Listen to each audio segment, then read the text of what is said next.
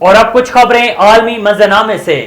بنگلہ دیش کے ایک ریسٹورنٹ میں خوفناک آتش زدگی کے نتیجے میں 40 سے زائد افراد جلوس کر جہاں بھاگ جبکہ درجنوں زخمی ہوئے، جن میں متعدد کی حالت تشویشناک ہے۔ غیر ملکی میڈیا رپورٹس کے مطابق بنگلہ دیش کے دارالحکومت ڈھاکہ میں واقع ایک ریسٹورنٹ میں رات گئے آگ لگی جو اس قدر خوفناک تھی کہ اس نے دیکھتے ہی دیکھتے 6 منزلہ عمارت کو اپنی لپیٹ میں لے لیا۔ آتش زدگی کے نتیجے میں 40 سے زائد افراد موقع پر دم توڑ گئے جبکہ درجنوں زخمی ہوئے، جنہیں ریسکیو کر کے قریبی اسپتال منتقل کر دیا گیا۔ 22 افراد کی حالت نازک بتائی جا رہی ہے۔ امریکی صدر جو بائیڈن نے کہا ہے کہ غزہ میں فلسطینیوں پر اسرائیلی حملے مذاکرات کو مزید مشکل بنا دیں گے۔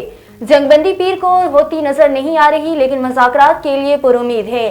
غیر ملکی میڈیا رپورٹ کے مطابق ترجمان وائٹ ہاؤس شان کربی کا کہنا ہے کہ صدر جو بائیڈن نے مصری صدر عبد الفتاح سے ٹیلی فونک پر رابطہ کیا اور اسرائیلی فلسطینی قیدیوں کی رہائی اور غزہ میں جنگ بندی سے متعلق امور پر گفتگو کی۔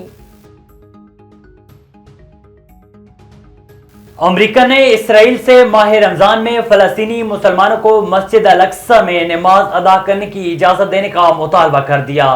امریکی محکمہ خارجہ کے ترجمان میتھیو میلر نے صحافیوں سے گفتگو کرتے ہوئے کہا ہے کہ ہم اسرائیل پر زور دے رہے ہیں کہ ماضی کی طرح رمضان کے مہینے میں مسلمانوں کو مسجد الاقصی میں نماز ادا کرنے کی اجازت دی جائے۔